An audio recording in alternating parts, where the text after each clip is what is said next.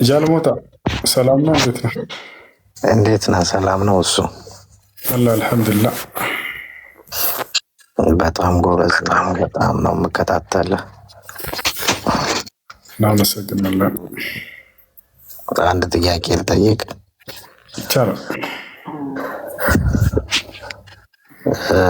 ክርስቲያኖች መስጊድ ውስጥ መቀደስ ይችላሉ እንዴ? አይቻልም። ምክንያቱም ከአንድ አምላክ ውጭ ለሌላ አካል ስለሆነ የሚጠሩት።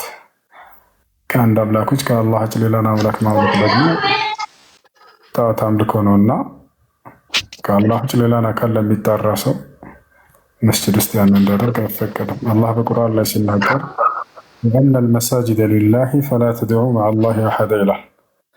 መስጂዶች ሁሉ ለአላህ ብቻ ናቸውና ከአላህ ውጭ ሌላን አካል በእርሱ ውስጥ እንዳትጣሩ እያለ ይከለክላል።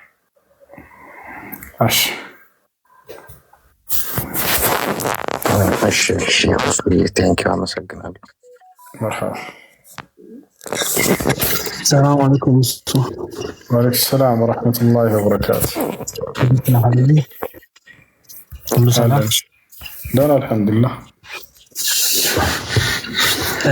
ዘካተል ፍጥር ለቅርብ ሰው ማለት ለዘመድ ምናምን መስጠት ይቻላል? ይቻላል። ለአጎት ለአክስት ምናምን መስጠት ትችላላችሁ። ይቻላል። እሺ። ሰላት ተውባ 2 ረካ ነው አይደለ? እሺ። ከፋቲያ ቀጥሎ የሚቀረውን ሱራ መቅራት ካልተቻለ ሌላ መተካት ይቻላል ወይ ፋቲያ ብቻ በቂ ነው? ፋቲሃ ብቻ በቂ ነው። ለማንኛውም ሶላት ፋቲሃ ብቻ በቂ ነው። ፋቲሃ ሩክን ሚን አርካን ሶላት ነው፣ መቀራት አለበት። ነቢያችን ሰለላሁ ዐለይሂ ወሰለም ላ ሶላተ ሊመን ለም የቅረእ ቢፋቲሐቲል ኪታብ ብለዋል። ሶላቱ ላይ ሱረቱል ፋቲሃን ያልቀራ ሰው ሶላት የለውም ብለዋል። ስለዚህ ሱረቱል ፋቲሃ በማንኛውም ሶላት ላይ ሱረቱል ፋቲሃን መቅራት ግድ ይላል። ከዛ በኋላ ያለውን መጨመር ግን ሱና ሚን ሱነን ሶላት፣ ሶላት ውስጥ ከምትሰሯቸው ሱና ተግባራቶች ነው። እሺ ነቢ ሰለላሁ ዐለይሂ ወሰለም ፈቅደዋል የሚለው ለነጅራን ክርስቲያኖች መዲና መስጂድ ገብተው እንዲሰግዱ ፈቅደዋል የሚባለው ውሸት ነው፣ ضعيف ነው። እሺ ጀዛከላሁ ወንድሜ፣ ቴንክ ዩ። መርሐባ ይላል። ሰላም አለይኩም።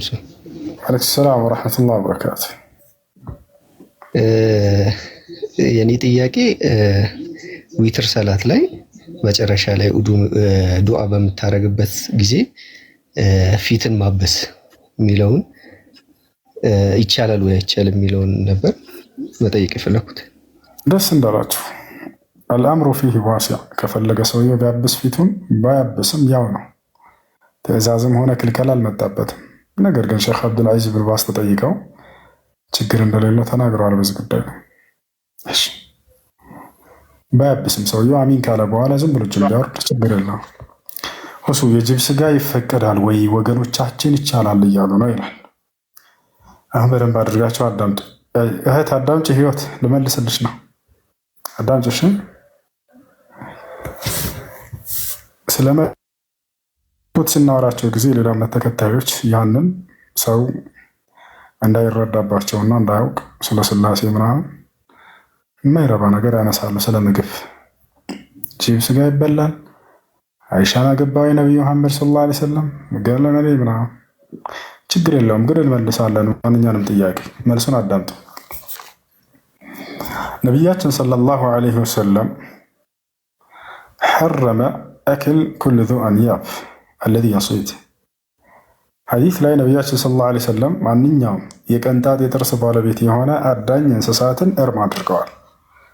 የቀንጣት የጥርስ ባለቤት የሆነ አዳኝ የሆነ እንስሳትን ያ ማለት አድኖን የሚበላ እንደ አንበሳ፣ እንደ ነብር፣ ጅብም ከነዚያ መካከል ነው። የቀንጣት የጥርስ ባለቤት ነው። ልክ እንዲሁ አድኖ የሚበላ ነው። ስለዚህ በጥቅሉ እነዚህን እርም አድርገዋቸዋል ነቢ ሰለላሁ ዐለይሂ ወሰለም። ሐራም ነው። ገብታቸዋል። ይሄ ነው የሐነፊዮች አቋም። ይሄ ነው ሐነፊዮች ቃል በቃል ጅብ ሐራም ነው ብለው ይህን ሐዲስ ማስረጃ ያደርጋሉ። ነገር ግን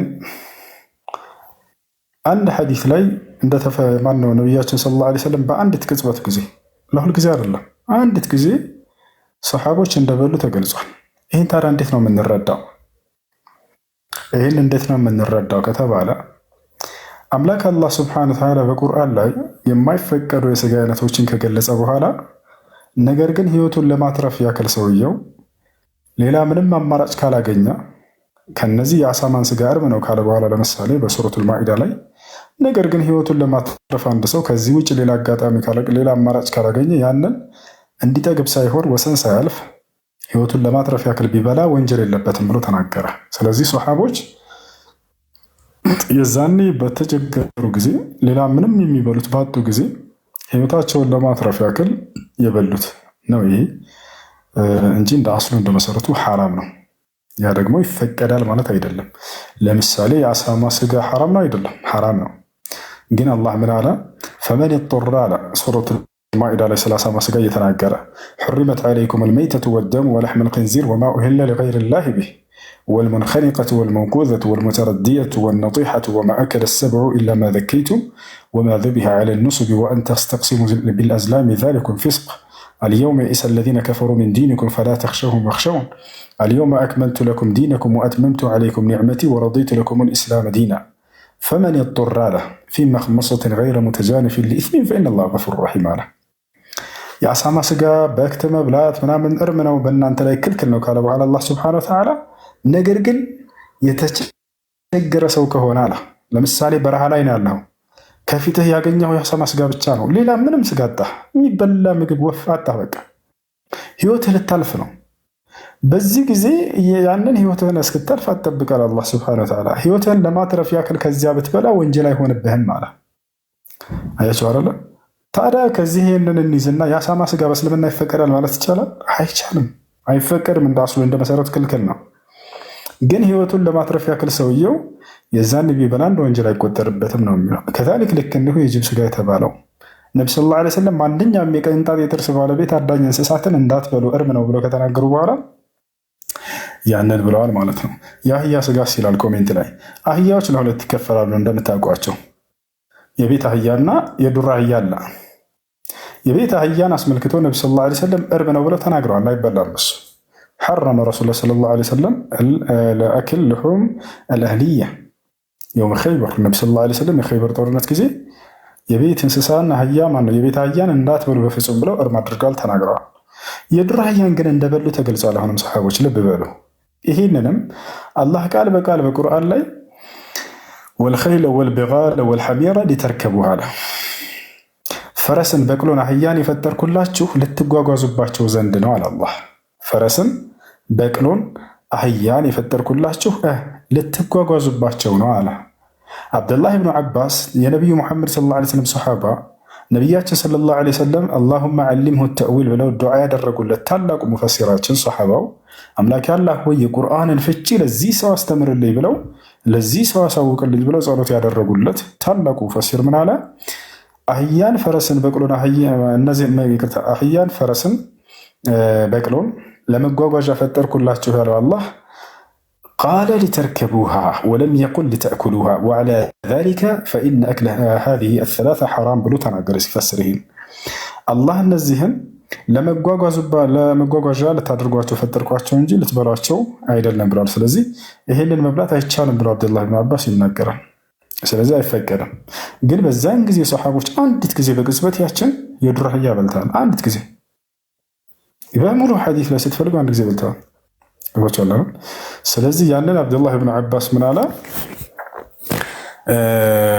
ያንን እየተናገረ አብዱላህ ብን አባስ ያንን አይፈቀድም ብሎ ተናገረና ግን ያንን እንዴት ነው የምትረዱት? ቅድም እንደነገርኳቸው ሰሃቦች በተቸገሩበት ጊዜ ያገኙትና የበሉት ነው እና ይህ ቅድም እንዳልኳቸው ህይወቱን ለማትረፍ ሰውየው አደጋ ላይ ከሆነ የዛኔ ይበላ ችግር አይኖርበት።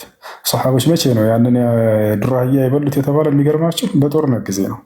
የጦርነት ጊዜ ደግሞ ከፊት ለፊትህ ጠላት አለ፣ ጉልበት መያዝ አለብህ። ካልሆነ ድል ትነሳለህ፣ ትሸነፋለህ። ይህ ነው። እሺ፣ ስለዚህ ህይወታችን ለማትረፍ ያክል እንትን ያሉት ነው።